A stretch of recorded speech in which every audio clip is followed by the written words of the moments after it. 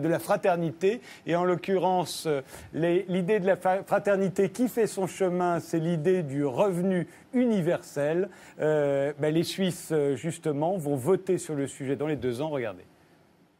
L'idée n'est pas nouvelle, elle a été lancée par Thomas More au XVIe siècle dans son ouvrage L'Utopie. Un concept repris ensuite dans les années 30 aux États-Unis pendant la crise et étudié par de nombreux économistes. Les auteurs de l'initiative proposent un revenu de base de 2 500 francs par mois pour chaque adulte, riche ou pauvre, vivant légalement en Suisse. Les salaires et les aides sociales seraient alors réduits. Le coût total est estimé à 200 milliards de francs. Le financement n'est pas encore déterminé, mais une partie proviendrait des économies dans les assurances sociales. L'initiative casserait le lien entre revenu et travail. Déjà aujourd'hui, de nombreuses heures de travail ne sont pas payées. Par exemple, le travail des femmes ou des hommes à la maison. Ou bien le bénévolat, notamment l'aide aux personnes âgées qui leur permet de continuer à vivre chez elles. Des tâches nécessaires au fonctionnement de la société. Un revenu de base permettrait de développer ce type d'activité. Le but, en fait, c'est de trouver une nouvelle manière de s'adapter à la situation actuelle. C'est-à-dire qu'on est dans une situation, en fait, où le plein emploi n'existe plus et existera de moins en moins. Et on doit trouver maintenant de nouvelles solutions qui vont permettre de faire que chaque personne aura une place dans la société et qui n'est pas forcément une place, qui n'est pas forcément liée à une activité rémunérée. Cette fois, c'est Bernard Friot qui est venu nous rejoindre. Vous êtes économiste, sociologue, professeur émérite à l'Université de Nanterre. Vous êtes l'auteur de L'enjeu du salaire, dans lequel vous réfléchissiez à l'instauration d'un salaire universel à vie.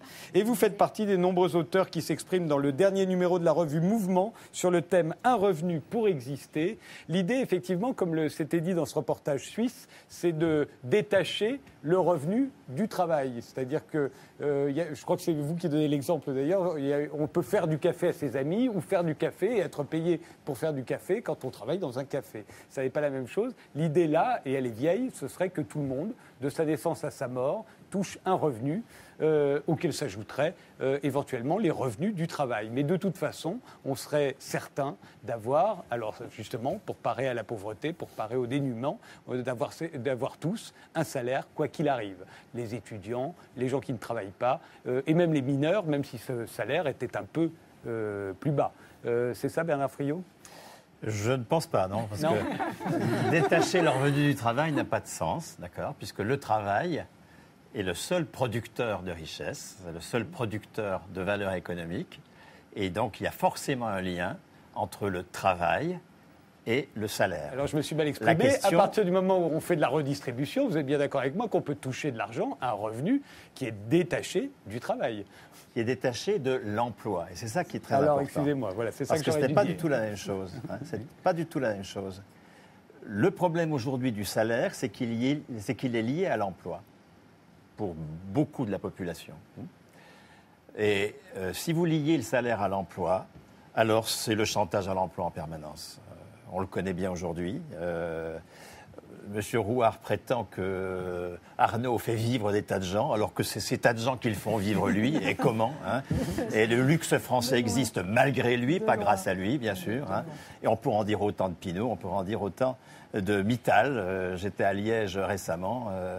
Il ne fait pas vivre 20 000 personnes, Mittal, c'est 20 000 personnes qui le font vivre, d'accord. Et si on lie le salaire à l'emploi, on donne tout le pouvoir aux propriétaires lucratifs. Et c'est pour cela que tout le mouvement syndical au cours du XXe siècle a été pour déconnecter le salaire de l'emploi et pour attacher le salaire à la personne. C'est nous qui produisons la valeur. C'est pas Arnaud ni Mittal, c'est nous qui produisons la valeur. Arnaud et Mittal, ce sont des parasites qui nous piquent mais on pourrait à l'échelle du pays. Ne pas produire de valeur et toucher ce salaire. Ça, c'est le cas de Mittal, qui ne produit pas de valeur et qui touche beaucoup. Oui. À l'échelle du pays, nous produisons 2 000 milliards par an. 700 vont des propriétaires lucratifs. 700, 35%, qui n'investissent que 400, 20% seulement. Il y a 300 milliards qui partent en fumée. Il y a un coût du capital de 15% sur notre production. C'est une des raisons de cela, une des raisons de l'arrogance de cette classe, c'est que nous sommes obligés d'être demandeurs d'emploi si nous voulons travailler. Parce que l'on a réussi à lier le salaire à l'emploi. Et tout le mouvement syndical, j'y reviens, au cours du XXe siècle, sa bagarre, ça a été pour dénouer le salaire de l'emploi, pour créer la fonction publique, par exemple. C'est-à-dire le salaire à vie. On n'est pas payé pour son poste, on est payé pour son grade. On passe un concours et on est payé pour son grade. On a un salaire. C'est pour ça qu'il n'y a pas de chômage dans la fonction publique. C'est pour ça d'ailleurs que les réformateurs veulent l'y introduire, bien sûr. Il n'y a pas de chômage parce que ce n'est pas à l'emploi, au poste de travail qui est lié le salaire, mais à la personne. Et c'est un grand progrès que ce soit les personnes. C'est nous qui produisons, c'est nous qui devons être payés, pas notre emploi. Et j'ai pas d'emploi, je suis à poil. Ça doit disparaître. Et pour le faire disparaître, il faut attacher le salaire à la personne en généralisant ce que nous avons fait. Il ne s'agit pas de partir de rien, il ne s'agit pas d'inventer la Lune, il s'agit de pousser plus loin les conquêtes de la classe ouvrière. Sur le modèle du salaire à vie de la fonction publique, sur le modèle du salaire à vie des retraités. Nous avons construit la retraite comme le communisme, monsieur. Le droit. Je vous laisse le soin de qualifier ça comme vous voulez. Vous êtes un réactionnaire assez fiefé. J'ai pu m'en rendre compte en vous écoutant ce soir. Je suis comme Mona Chollet. J'avais jamais vu des gens comme Roy. C'est absolument incroyable. Enfin bon, vous avez le droit d'exister, évidemment. Merci. Et ils auront droit à un revenu. Ils auront droit à un revenu. Laissez-moi achever. Laissez-moi achever.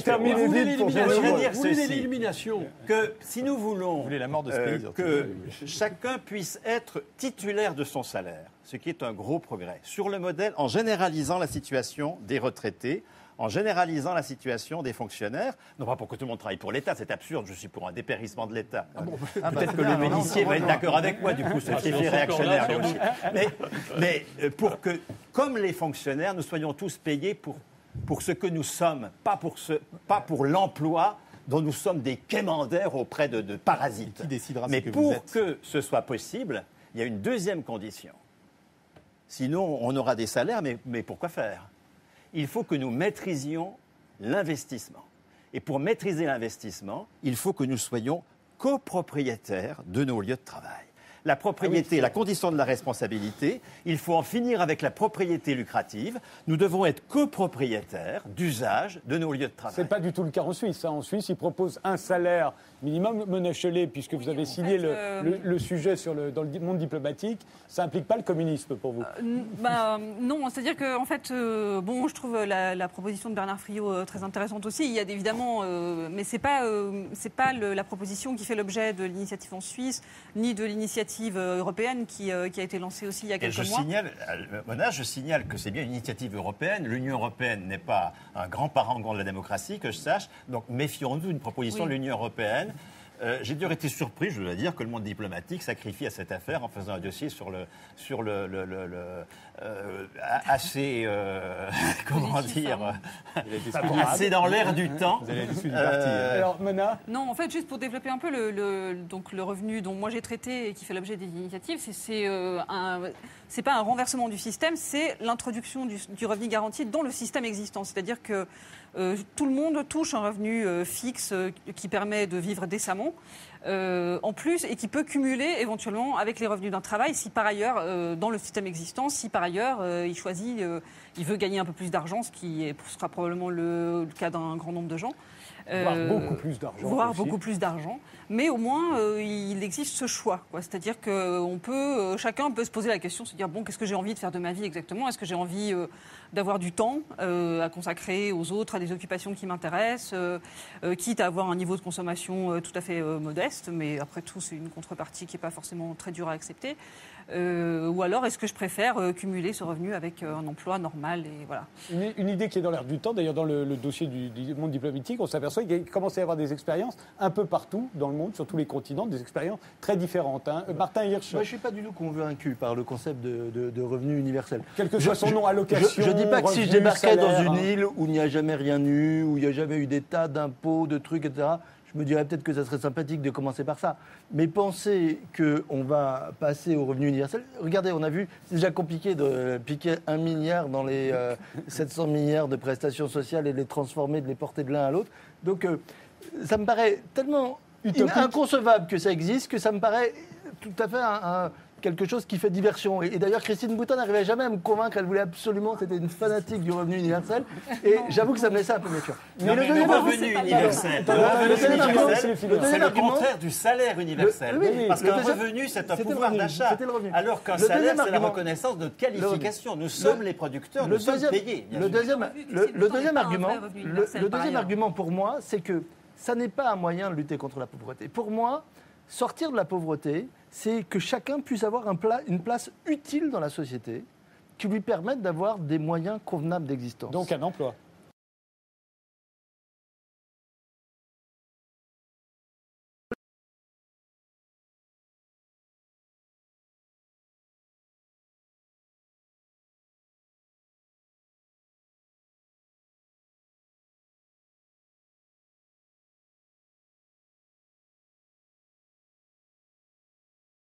L'urgence, c'est les sortir du compartiment de l'inutilité.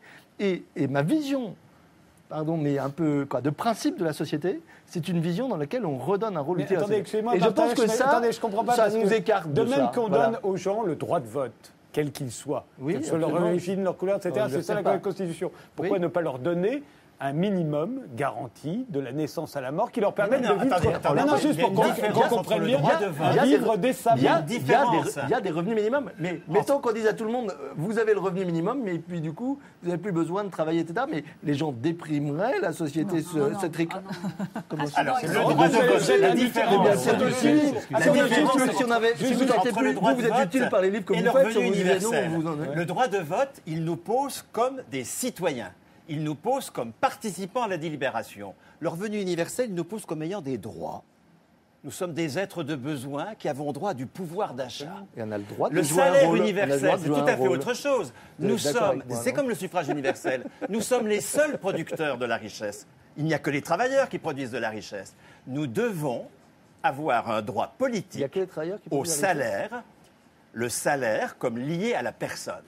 Ça n'a rien à voir avec le revenu de base, c'est bien compris. C'est pour ça une roue de secours du capitalisme. Le revenu, c'est ce que proposent les Suisses. Ça n'est pas ce que vous proposez. Le salaire universel, c'est l'affirmation que nous sommes les seuls producteurs, que les propriétaires lucratifs sont des parasites et que nous avons à être les copropriétaires d'usage. J'aime pas tellement le mot de parasite. Écoutez, si vous pensez que Vital n'est pas un parasite, allez donc voir avec un être humain comme un parasite, ça me choque.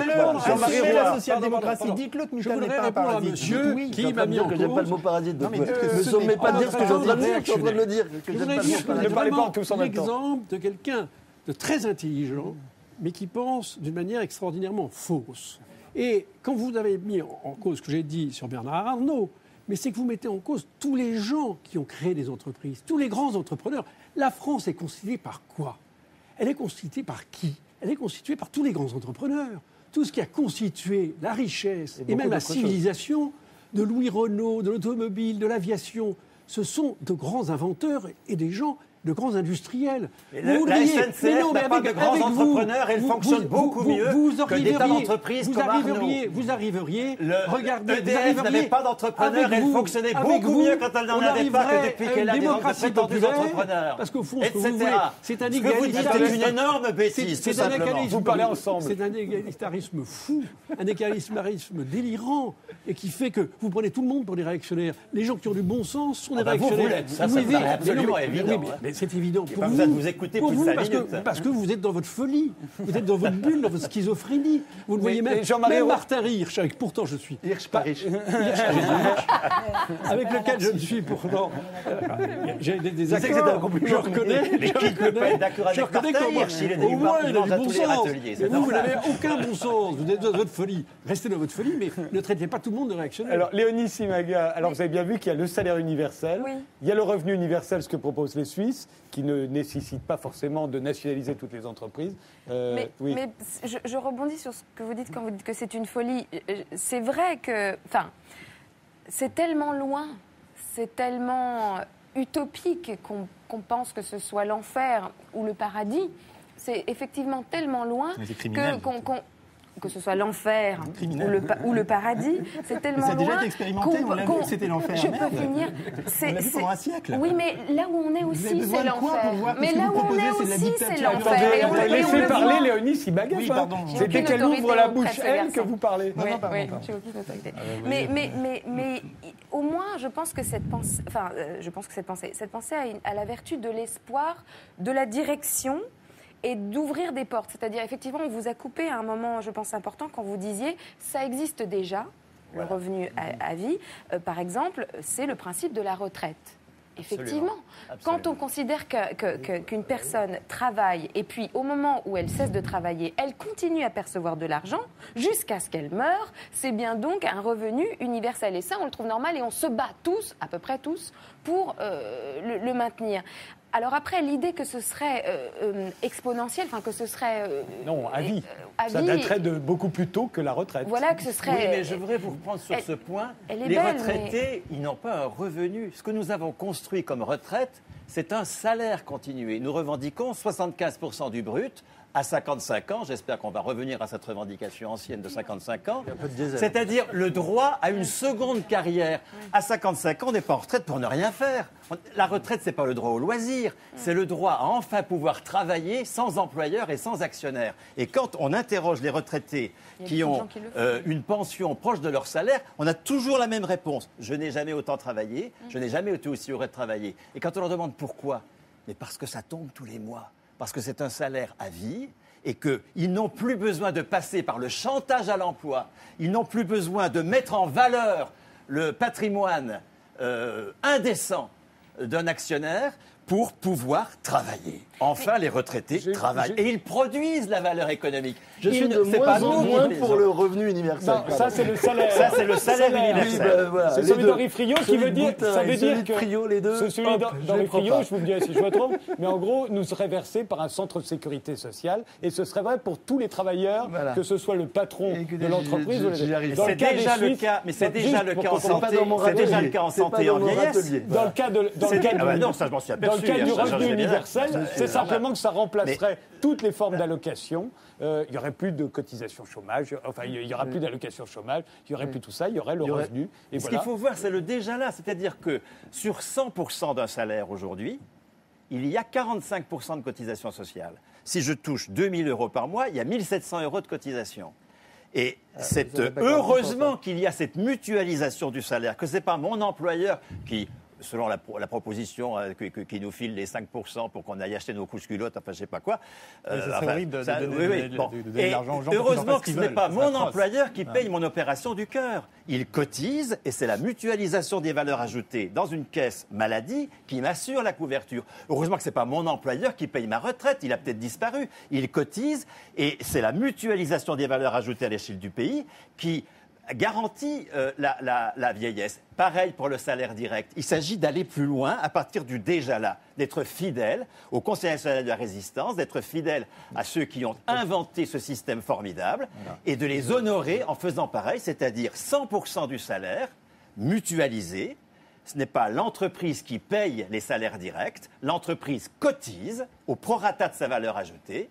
L'équivalent de 60% de la valeur ajoutée à peu près pour le salaire, 30% pour l'investissement, si on veut avoir non pas les 400 milliards que nous laissent les parasites, mais les 600 milliards dont nous avons besoin et que nous produisons pour faire de l'investissement. Et ces cotisations vont des caisses de salaire qui versent les salaires. Et nous sommes enfin dans la liberté, Nous sommes libérés du marché du travail. Mona Chollet, vous voulez préciser quelque chose ? Oui, j'étais juste frappée par le discours de Martin Hirsch.